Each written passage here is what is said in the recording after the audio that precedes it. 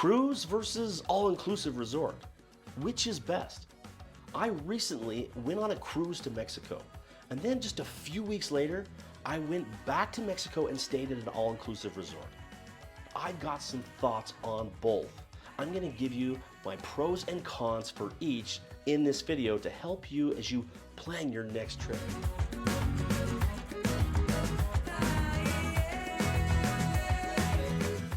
I realize that a true apples to apples comparison might be impossible. There's so many considerations that go into every trip. What cabin are you staying in? What cruise ship are you on? Are you staying at a luxury resort? That said, having just done this back to back, I'm going to give you some observations and just a few realities that hopefully will be helpful for you. One reality is when you go on a cruise, the cruise ship itself is the destination. It's true, you might be going to the Caribbean or to Mexico, and yes, you'll stop at a few different ports and you'll get off, but only for a few hours. The vast majority of your time is spent on that ship. The good news is most of these modern cruise ships are really magnificent. There is so much to do and see. Most of them have multiple different swimming pools. There are multiple different theaters and lounges, and there are so many activities on each ship. You can go work out, you can go play basketball, you can fill your calendar with cooking classes or trivia or bingo. You can hit the jazz lounge or even go to the casino if you want. There's really no excuse to ever be bored on a cruise ship. And that's really one big advantage compared to an all-inclusive resort. On a cruise ship, there's just so much to do all of the time. On our ship, there was karaoke every night. Here's my daughter and I one evening singing some Neil Diamond. Sweet Caroline.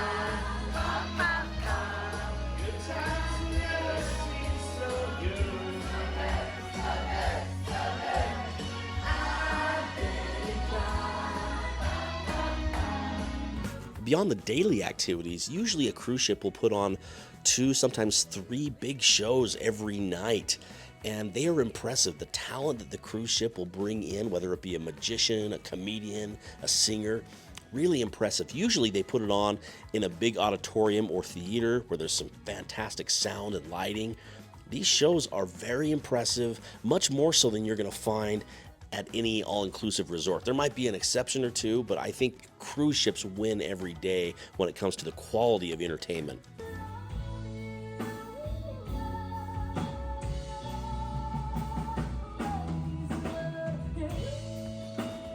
As far as shore excursions, you can book them right through the cruise line, although my recommendation is usually to get off the cruise ship, be one of the first ones off the ship, and usually there are a lot of different options. You can get a shore excursion much cheaper if you go through an independent operator, although beware, sometimes the quality is not quite as good.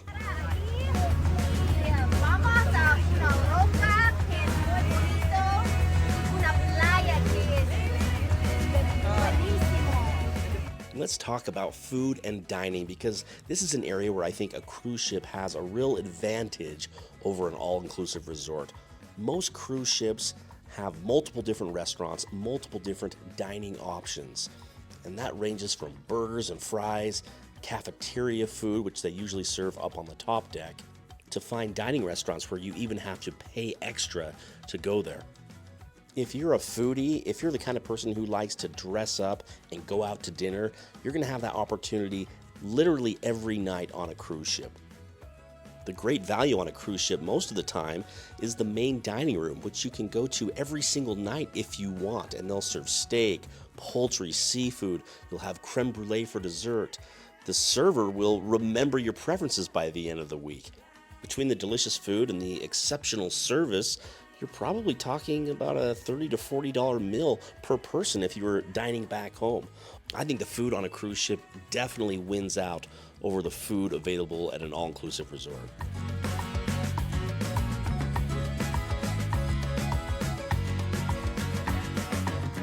One of the great benefits of going on a cruise that's often overlooked are the spectacular views from the ship.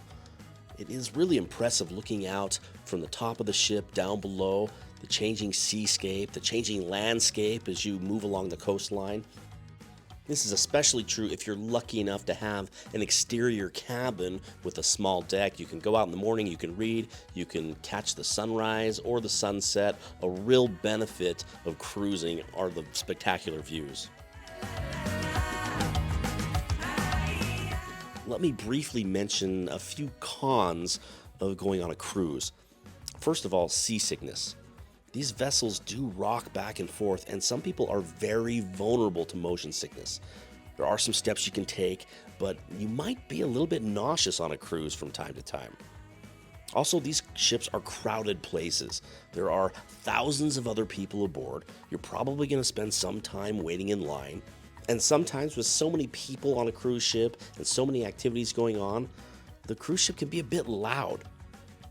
Now, in general, I love going on a cruise, but there are some things that an all-inclusive resort is better suited for.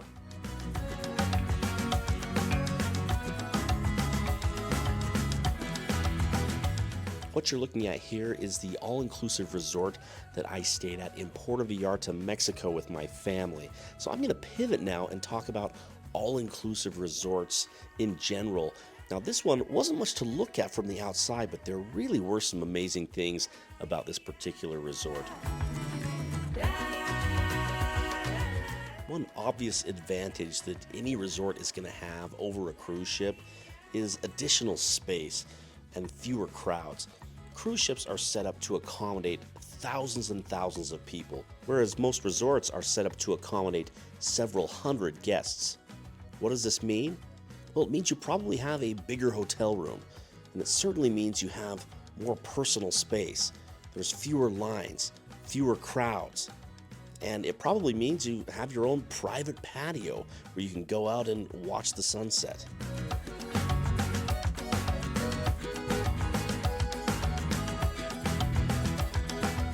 If you're a beach bum, if you love your feet in the sand, being at a resort is going to win hands down. You're going to have many more opportunities to be at the beach. I mean, if you think about it, you can wake up and from dawn till dusk every day, nothing's stopping you from relaxing in the sand and playing in the waves. Whereas if you're on a cruise, more than likely you're only going to have 2, maybe 3 days where you're even available to stop at a port and get off and play on the beach. And even then, most of the time you might be shopping or on an excursion or doing some other activity. Regardless, you have to be back on the ship usually around 4 or 5 p.m. So there's no evening time, there's no sunset on the beach. You're back on the cruise ship. So beach time, absolutely resort. You're going to have much more chance to be on the beach.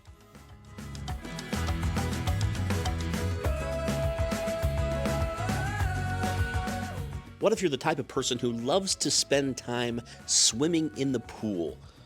Well, there are options on cruise ships, but most of the pools are shallow and they're crowded, whereas at most resorts, you're going to find beautiful swimming pools such as this. They're spacious, and you can have a much better experience swimming in the pool at a resort than you ever would on a cruise ship. Even the kiddie pools are bigger and much better at a resort than on a cruise ship.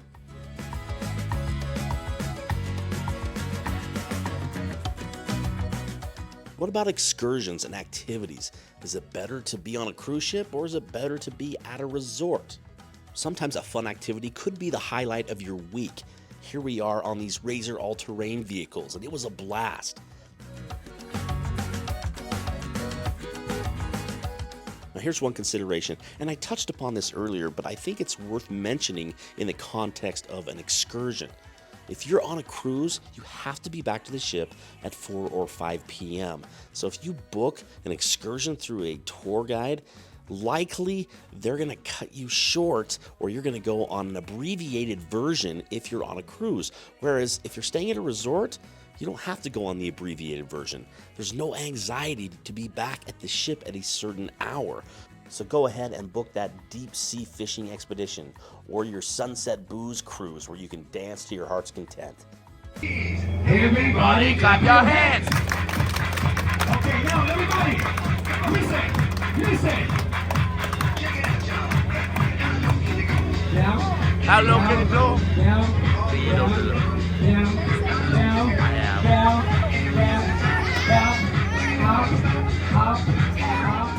A few more comparisons, and I've touched on some of these earlier, but the all-inclusive resort had pretty good food, but it really wasn't comparable to the food that we got on the cruise. There were 2 or 3 restaurants, and one night they really decked it out nice, but for the most part the food was just okay. Now, the drinks at the resort were much better than what we found on the cruise ship, but you need to take that with a grain of salt. First of all, our families don't drink alcoholic beverages, and secondly, the sodas and non-alcoholic drinks that we had were included as part of the resort package and not as part of the cruise package. But I will say, everybody loved the unlimited virgin pina coladas at the resort. Delicious. What about the entertainment at the resort? Well, not nearly as many options or activities as you're going to find on the cruise ship, and the talent level isn't really going to match or compare, but that's not to say there aren't some good performances. This was a decent magic show. Even though a cruise definitely has the edge with entertainment and options and more talented performers, what you might have at your resort is a nice little lounge with a very intimate setting. Our lounge put on some activity every night. One night it was dancing, and the other night it was karaoke. And it was a great little setting. Everybody was familiar with each other, and we had a lot of fun.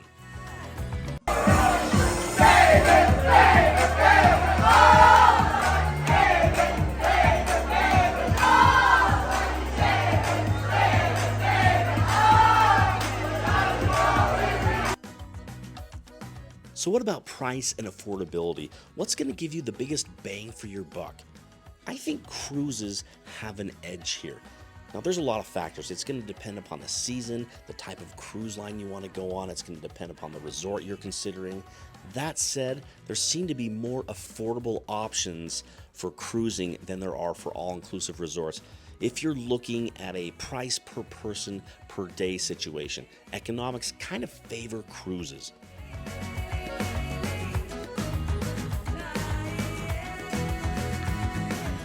In summary, a cruise might be your best option if you love entertainment. You love going to different performances and different shows.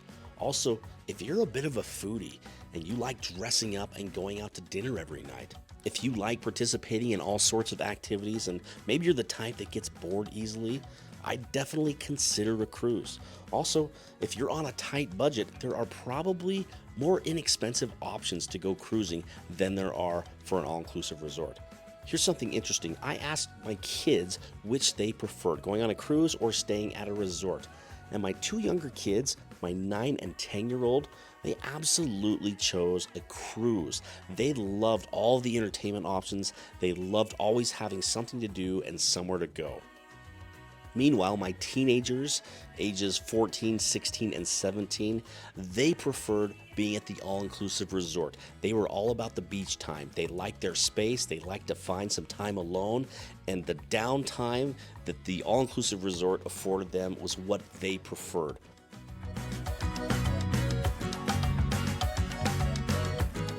In short, if you love your time at the beach, definitely consider an all-inclusive resort. If you love swimming in a pool, all-inclusive resort wins there as well. If you want more free time, more space, and generally speaking, just a more relaxing vacation, I would definitely recommend an all-inclusive resort. I hope this video has been helpful for you. Am I right or am I wrong about cruising versus all-inclusive resorts? If you have an opinion, please leave it in the comments.